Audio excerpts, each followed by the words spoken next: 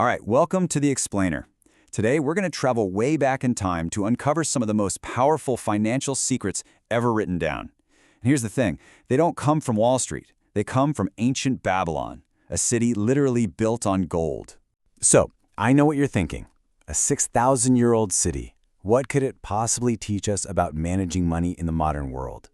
Well, it turns out the biggest money problems, working your tail off but still feeling broke, seeing wealth all around you but never in your own pocket, yeah, those haven't changed one bit. And this quote, it's the key to everything. The whole idea of this classic book is that building wealth isn't about luck or some secret formula. Nope. It's about understanding a few simple, powerful laws that have worked for centuries. Our story kicks off with a problem that felt totally universal, even back then, in what was the richest city in the entire ancient world. So, let's meet our guy, Banzir. You can think of him as the best custom car builder of his day. A total master craftsman. His work was always in high demand, and he worked tirelessly. I mean, by all accounts, this guy should have been rolling in it. But he wasn't. Not even close. He lived in this incredible, dazzling city, surrounded by unimaginable wealth. But his own purse was always lean. He worked hard, he earned money, but at the end of the day, poof, nothing left. Sounded all familiar? This was the question that just ate away at him and his friend, Kobe the musician. I mean, here they are, two skilled professionals, earning good money, and yet they were broke. Their frustration is really what drives this whole story. And it's a question a lot of us are still asking today. So, what do you do when you feel like you're doing everything right, but you're just getting nowhere? Well, Banzir realizes he can't solve this on his own.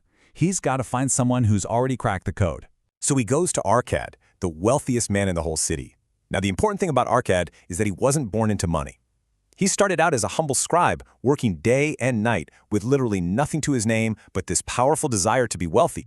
So what was Arkad's big secret? It all boiled down to this one profound idea that a mentor taught him, and the wording here is everything. A part of all I earned was mine to keep. Just think about that for a second. It's not for rent, it's not for food, it's yours, to keep. It's a total mindset shift about who your income really belongs to. And he gave a specific number, a place to start, a bare minimum. For every 10 coins that come into your hands, you only spend 9. That last one, that one is yours, always, no exceptions. And here is the truly revolutionary part. You do this first. Before the landlord gets a coin, before the tax collector, before anyone, you take your share. That simple action, that little habit, is the seed from which your entire fortune is going to grow. Okay, but paying yourself is just the beginning, right? What do you do with everything else? Well, Arkad laid out 4 simple rules for managing and, growing everything you have. So we've already covered rule number 1, the big one. Pay yourself first. The next 3 are just as crucial. You've got to live within your means, put your money to work for you, and then protect it from loss. Let's dig into those. So, rule 2, control your spending. The book makes this brilliant point that our so-called necessary expenses have this funny way of always growing to equal whatever our income is. The trick is to budget, to actually know the difference between a real need and just a desire, and then to learn to live happily on those other 9/10 of your income. Now, rule 3 is where things get really exciting. Make your gold multiply.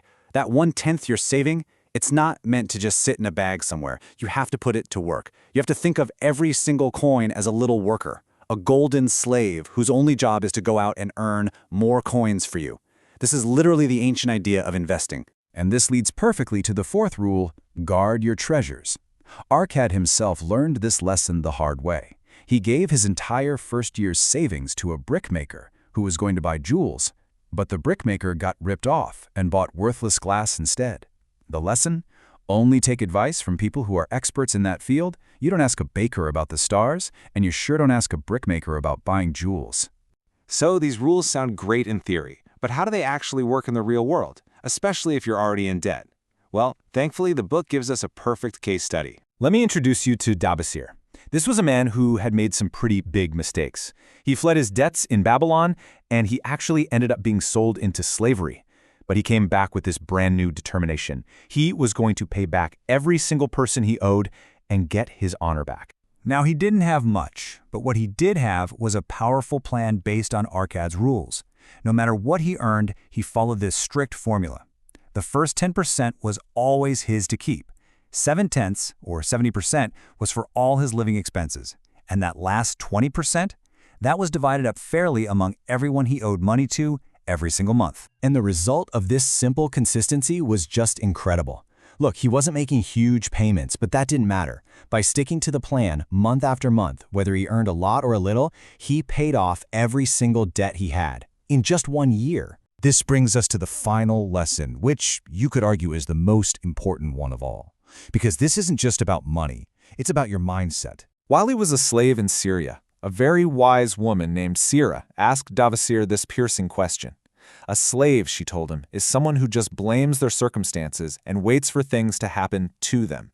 But a free man acts, he takes responsibility, and he creates his own path no matter what situation he's in. And that is the ultimate lesson here.